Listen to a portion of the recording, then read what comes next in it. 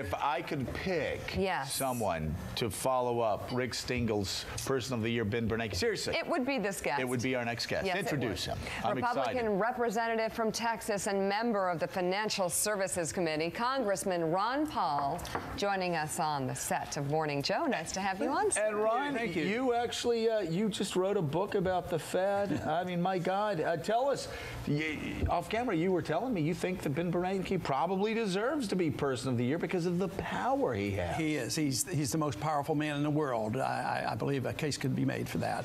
Because he controls the supply of money, which is the dollar, which is the reserve currency of the world. He can create $1 trillion in secret without any monitoring of the Congress. So there's no transparency, and I think he's more powerful than a president. Well, the president, we were talking off air, again, the president has all these checks and balances. Bernanke and every other Fed chief operates in secrecy. Like you said, can create $1 trillion out of thin air. Right. The big question is, has he used that power for good or for evil? And of course, my side of the argument is the system is evil, and the chairman, whether it's Greenspan or Bernanke, they can do no good. They cause our troubles, they cause the inflation, they cause the bubbles, and therefore the bust, the correction, is always their fault. So the problems that we have, and because this is such a worldwide phenomenon, you know, since 1971, everything has become worldwide, a global economy, no backing of any currency, and yet our Federal Reserve controls the gold, so to speak, with the paper gold. And therefore, this whole mess that we're in, which has a long way to go, has been caused by the Federal Reserve. All right, that's exactly what I was going to ask you. We just heard Rick Stengel say he saved us from the Great Depression. From the brink. He pulled all this $1 trillion here, $3 trillion he pumped into the economy. Who was responsible, if you name 1, 2, 3 people or institutions, to take this country to the brink, greatest country on earth, to the brink of a depression? Well, the Federal Reserve, but there has to be. How? They will be by creating money out of thin air, causing interest rates to be low, causing the malinvestment, and causing an artificial economic expansion that has to correct. Like build too many houses, eventually it crashes. Bernanke gave us the disease and cured it both. Yeah, but there are other things that contribute to it, like Congress having laws that say you must make bad loans and give money to people who. By the way, I've got to interrupt your Pat, as you read my book. Right. That quote by Ron Paul, and I remember the date, on September 10th. It's amazing. September 10th, 2003, and buy my book or just Google September 10th, 2003, Ron Paul.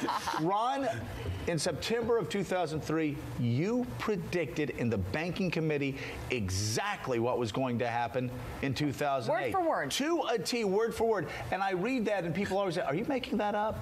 You knew in 2003 what was going to happen. You're better than I am. I can't remember the dates. I knew that was the position I've taken for years and years. And matter of fact, I was motivated to go into Congress and run for political office in the 70s because I understood the principles of malinvestment. But I didn't come up with these ideas. It's the Austrian economists and the sound money people that said this would happen, and they were correct. Matter of fact, when the Bretton Woods collapsed in 1971, that was the confirmation that Austrian economics were on the right track. And didn't you run afoul of some Austrian economists? Yeah, at some point. I said something about dead Austrian economists during one of my campaigns. Rockwell and the fellows have. Well, we have a few live. Did Rockwell kill you? I was gone. Murray Rothbard, they were gone. He was your friend. He was my great friend, Murray was. But we slammed shut the gold window in 1971. I was with Nixon in August.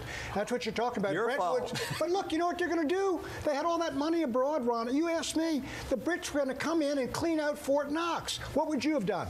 Well, you should have done a lot more, a lot sooner. That is, I agree with that. Don't print so much money. Look, it was prior to that. LBJ's guns and butter, but what do you do at that date? I mean, my friends tell me you should have let them clean it out. You can't let them do that. I would say, but that was only half the thing. If you're going to quit, what you have to quit is printing the money. So we quit handing out the gold, but then we said, we're just going to print money and there's no restraint. So what you ushered in was a system in 1971, which created this huge bubble, and that's where the real Congressman, given the bubble and given restraint, I mean, where would you stand now on regulation? Would somebody like you say less regulation, or after the crisis would you say, well, actually, we do need tighter Well, I want regulation? more regulations of different things. I want more regulations on Treasury, on the Congress, and on the Fed.